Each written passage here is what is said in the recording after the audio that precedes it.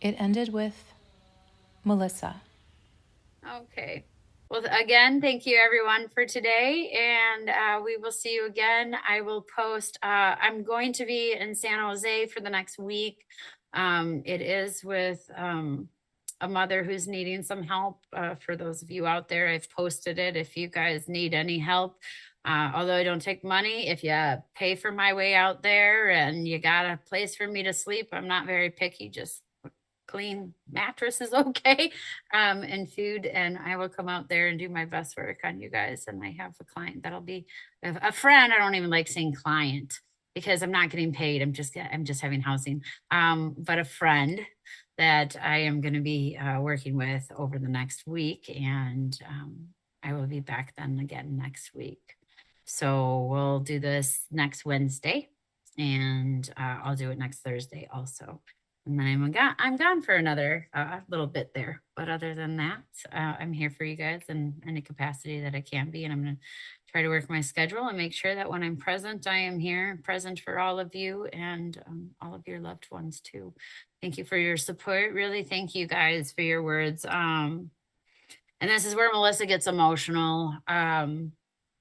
It has been hard for me, and I acknowledge I have Noah, Adriana, they have been a comfort blanket to me, and I just love them for that. And I know Noah's showing it, this is going to be bigger, this is going to be more than anything that we've ever dreamed of. But I do know that that's a place that they've been saying kind of go and do your own thing. And for the longest time it was, well, what if they don't believe, what if they don't see, what if the rest, the world was right and I'm just crazy loony in my head. And I guess I'm to a point where, well, who cares if I'm crazy and loony in my head? You guys have provided me with what I need to continue, words that I need to go, move from. And I always say, I don't believe in myself, but I believe in your loved ones. And when your loved ones believe in me and they say their words, I mean, they're not wrong. And so I'm going to continue to do what I can do, continue to give them a voice as much as I can, because I've been without a voice. It's hurtful. And the things that they have to say are just so valid, so important, and so life changing.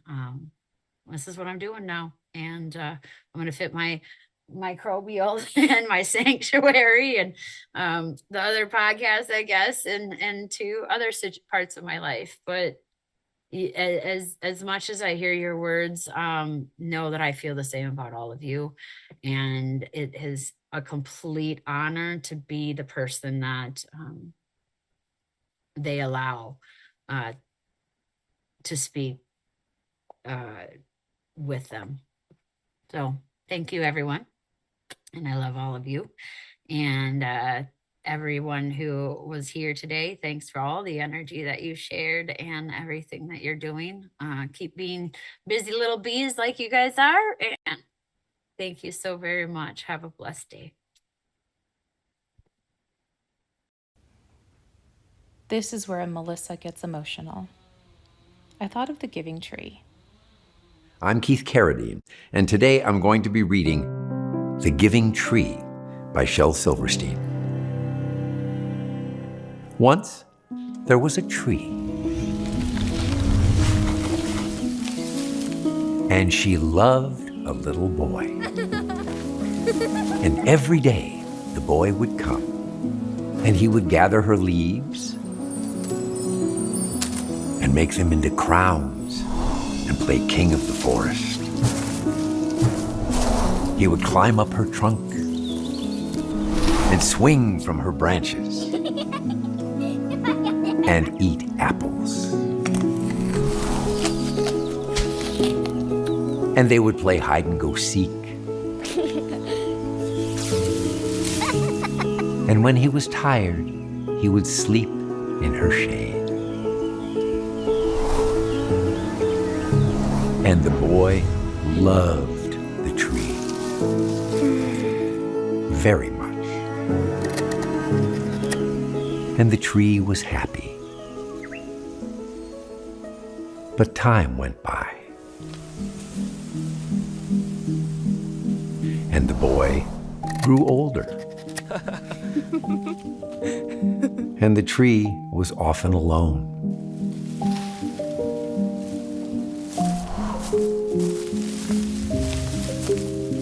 Then one day the boy came to the tree, and the tree said, "Come, boy, come and climb up my trunk and swing from my branches and eat apples and play in my shade and be happy." "I'm too big to climb and play," said the boy. "I want to buy things and have fun. I want some money. Can you give me some money?" "I'm sorry," said the tree, "but I have no money. I have only leaves and apples. Take my apples, boy, and sell them in the city. Then you will have money, and you will be happy." And so the boy climbed up the tree and gathered her apples and carried them away. And the tree was happy. But the boy stayed away for a long time, and the tree was sad. Then one day the boy came back, and the tree shook with joy. And she said, "Come, boy, climb up my trunk and swing from my branches and be happy." "I am too busy to climb trees," said the boy. "I want a house to keep me warm," he said. "I want a wife and I want children, and so I need a house. Can you give me a house?" "I have no house," said the tree. "The forest is my house. But you may cut off my branches and build a house. Then you will be happy." And so the boy cut off her branches and carried them away to build his house. And the tree was happy. But the boy stayed away for a long time. And when he came back, the tree was so happy she could hardly speak. "Come, boy," she whispered, "come and play." "I'm too old and sad to play," said the boy. "I want a boat that will take me far away from here." "Can you give me a boat?" "Cut down my trunk and make a boat," said the tree. "Then you can sail away and be happy." And so the boy cut down her trunk and made a boat and sailed away. And the tree was happy. But not really. And after a long time, the boy came back again. "I'm sorry, boy," said the tree, "but I have nothing left to give you. My apples are gone." "My teeth are too weak for apples," said the boy. "My branches are gone," said the tree. "You cannot swing on them." "I'm too old to swing on branches," said the boy. "My trunk is gone," said the tree. "You cannot climb." "I'm too tired to climb," said the boy. "I am sorry," sighed the tree. "I wish that I could give you something, but I have nothing left. I'm just an old stump. I am sorry." "I don't need very much now," said the boy. "Just a quiet place to sit and rest. I'm very tired." "Well," said the tree, straightening herself up as much as she could, "well, an old stump is good for sitting and resting. Come, boy, sit down. Sit down and rest." And the boy did.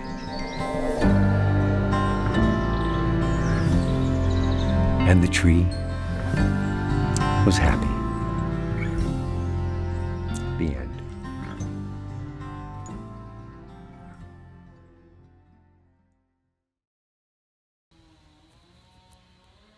I am often misunderstood when I'm labeled a healer. Otherwise, I think we're going to hop over to Kim fast. Unless anyone has any questions or anything that they want to say. Okay, so let's go over. Kim, we're going to you next here. Oh, let me see. Hi. Hi there. What are you here for? He says you're pretty special in this group, and he's really excited that you are here. He feels you connecting to everyone. Says that you are a healer and that and an intuitive yourself, and that Healers often are translated as the giving tree. I responded to the call. Okay, so let me come back to my other question. What do you guys envision are the next steps that you would want me to participate in? Because listen, I can recede so quickly. No problem. I can go behind the scenes. Oh, look at you doing that again. Oh my gosh, that's crazy. You are flashing a light at me. Wow. Are you asking me to be more in the spotlight? Is that what that means?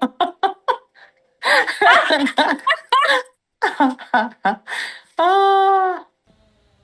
And stepped into activation. Revealing myself is really uncomfortable. but that's what you came here for, and that's what he said. He said, I want her to say it because she doesn't come out to people, and this is part of your activation and what you need to do is you need to get out. And I revealed myself not by proclamation, not leading with man-made LinkedIn. I deconstructed the exposition, extracting my essence, and laid bare for the curious, for those asking, who do you think you are? I was challenged, and I responded by making it clear my rules of engagement, the ecosystem I thrive to not turn into the tree. Hurting me, and I am not interested in participating in a community with someone hiding their pessimism behind skepticism. I'm not interested in participating in a community where someone hides their fear under the guise of curiosity. I'm not interested in participating in a community where you will individually discredit us by luring us to private conversations to satisfy your unresolved wounds. I am not picking up that sacrificial wand you threw down. It belongs to you. Melissa gathered the bees to explore through collaboration what could be the structure going forward. The bees are gathering change upon the community. Hello, you beautiful bees out there. Welcome to Let's Be Telepathy, a podcast about telepathy, life, spirituality, and everything in between. So we're engaging in a lot of different changes right now. And during those changing moments, we want to just sit back and ask the community, what is it that you guys want? What is it that you're benefiting from? What do you think you could benefit more from? So this is a call to our little busy bees out there, because I know some of you are out there being pollinators and pollinating the world in your awesome way. We got little builder bees that are building new colonies and building new spots for everyone. And then we got all these nursing bees just wanting to take care of everyone. And we want to make sure that we honor all of them together as a whole and make this platform the best that we can possibly make for you guys. I was called forward to reveal my perspective. And I know Kim has come into our little hive as a very heavy player here. She's been making some really beautiful videos that are just really coming from your heart.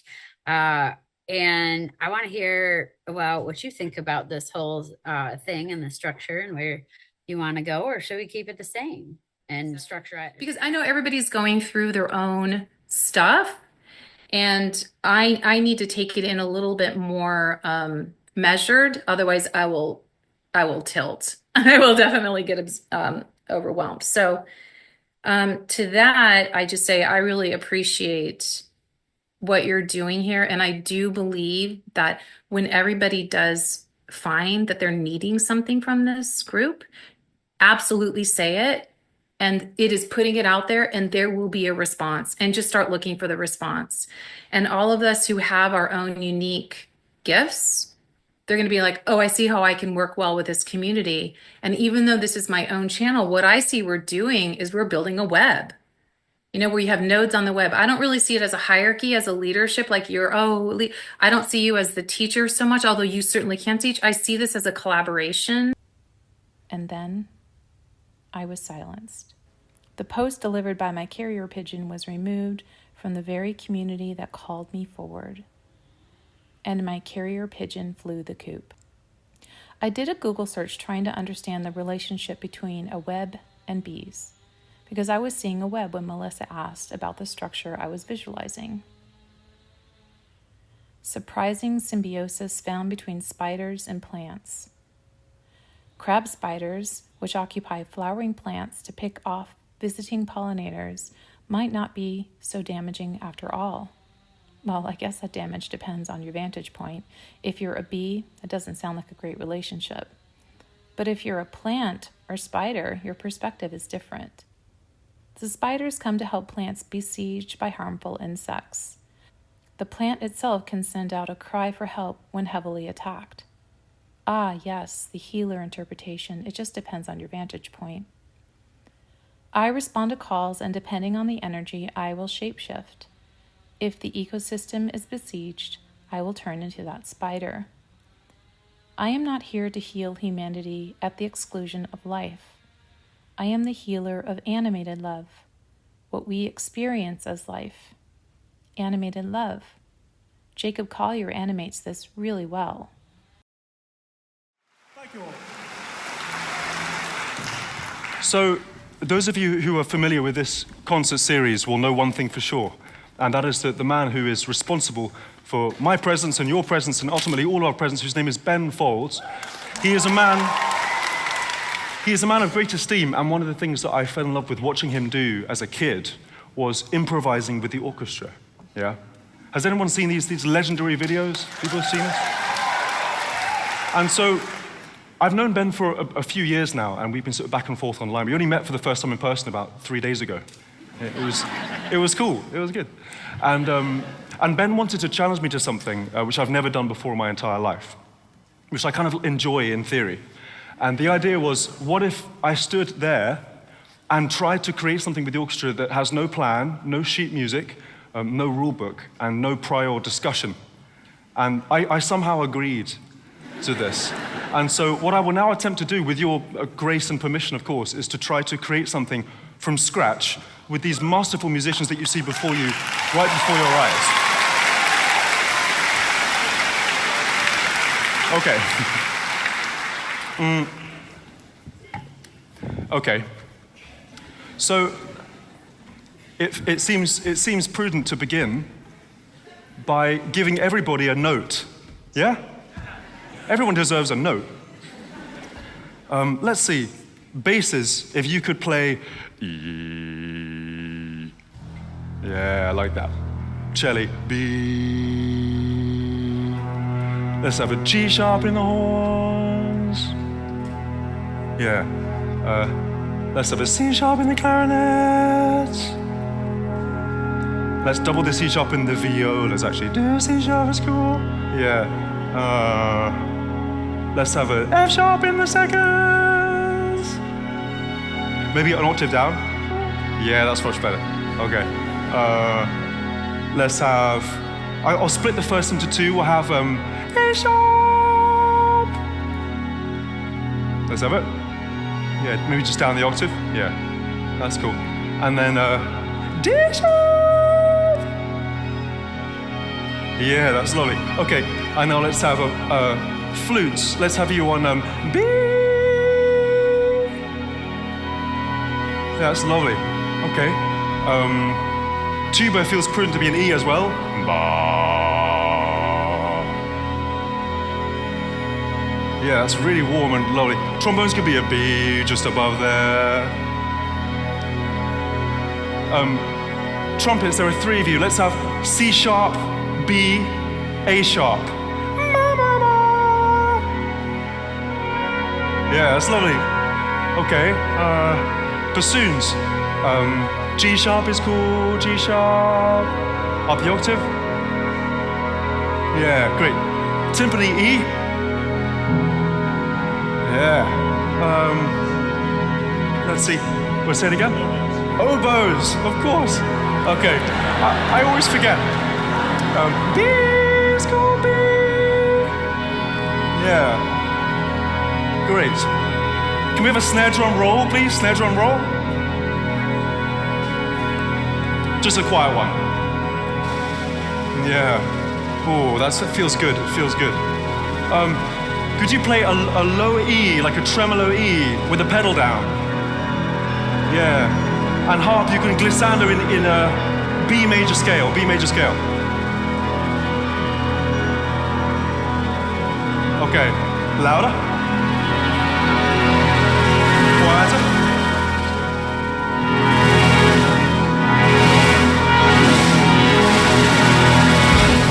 Okay, that's a good place to start. It's a good place to start. Fantastic. So, thank you.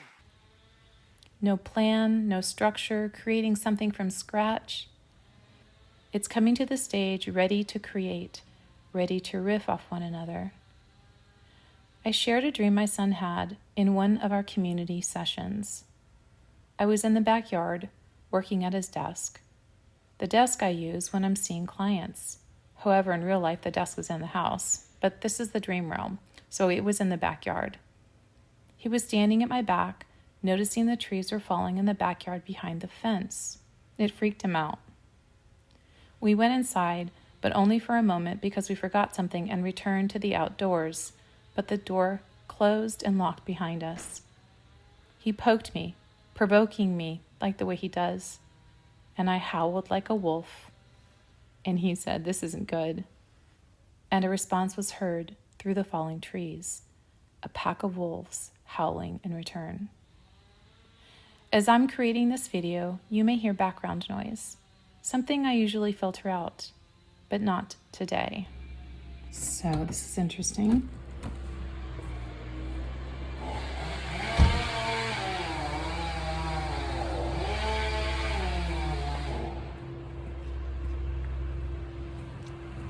This is where Sebastian had his dream where I was sitting.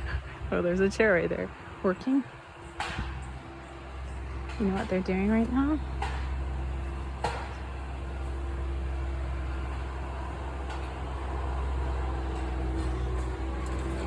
They're taking trees down. I don't know if you can see them. And I was reminded of Melissa's words. I've been without a voice. It's hurtful, and the things that they have to say are just so valid, so important, and so life-changing. I've been without a voice, and it's hurtful. So it was equal parts hurtful to have my voice removed and understanding as a person needs to manage their ecosystem.